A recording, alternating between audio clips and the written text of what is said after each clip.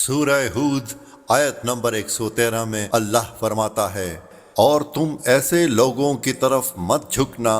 جو ظلم کر رہے ہیں، ورنہ تمہیں آتش دوزخ آ چھوئے گی اور تمہارے لیے اللہ کے سوا کوئی مددگار نہ ہوگا،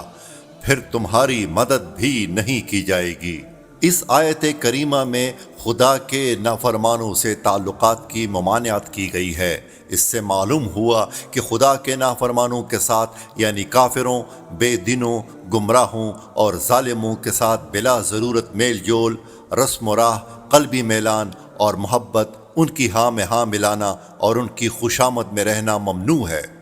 ظالموں کے بارے میں امام محمد غزالی رحمۃ اللہ علیہ فرماتے ہیں،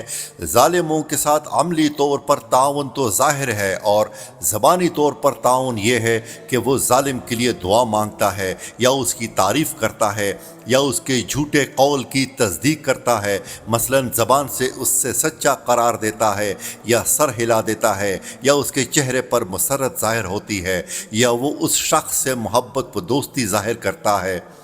اس سے ملاقات کا شوق رکھتا ہے اور اس کی عمر میں اضافہ اور اس کی بقا کی حرص رکھتا ہے۔ ایسا شخص عام طور پر ظالموں کو صرف سلام ہی نہیں کرتا بلکہ ان سے کچھ بات چیت بھی کرتا ہے، اور وہ اسی شخص کا کلام ہوتا ہے، حالانکہ اس کا ظالم کی حفاظت، اس کی لمبی زندگی، اس کے لیے نعمتوں کی تکمیل اور اس طرح کی دوسری دعائیں مانگنا جائز نہیں۔ اور اگر دعا کے ساتھ تعریفی کلمات بھی ہوں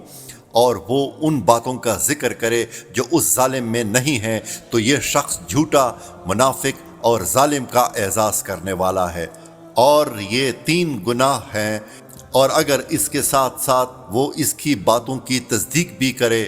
اس کے کاموں کی تعریف کرے، اس کی پاکیزگی بیان کرے، تو وہ اس تصدیق اور اعانت کی وجہ سے گنہگار ہوگا، کیونکہ ظالم کی پاکیزگی بیان کرنا اور تعریف کرنا گناہ پر مدد کرنا ہے۔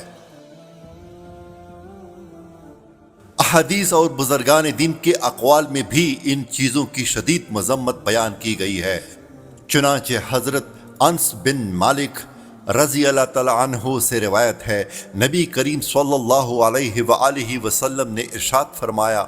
بے شک اللہ تعالیٰ اس وقت ناراض ہوتا ہے جب زمین پر کسی فاسق کی تعریف کی جاتی ہے۔ حضرت حسن رضی اللہ تعالی عنہ فرماتے ہیں، جو شخص کسی ظالم کے باقی رہنے کی دعا کرتا ہے، وہ اس بات کو پسند کرتا ہے کہ اللہ تعالی کی نافرمانی کی جائے۔ امام اوزاعی رحمۃ اللہ علیہ فرماتے ہیں، اللہ تعالیٰ کے ہاں اس عالم سے زیادہ ناپسندیدہ شخص کوئی نہیں جو کسی عامل یعنی ظالم گورنر کے پاس جاتا ہے۔ ظالموں کے لیے نصیحت۔ علامہ علی بن محمد حازن رحمۃ اللہ علیہ فرماتے ہیں،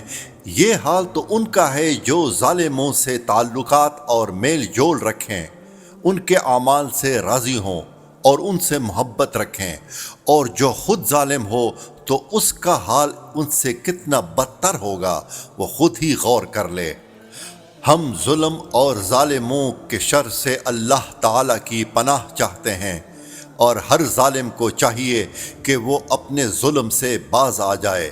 اور جیتی جی ان لوگوں سے معافی مانگ لے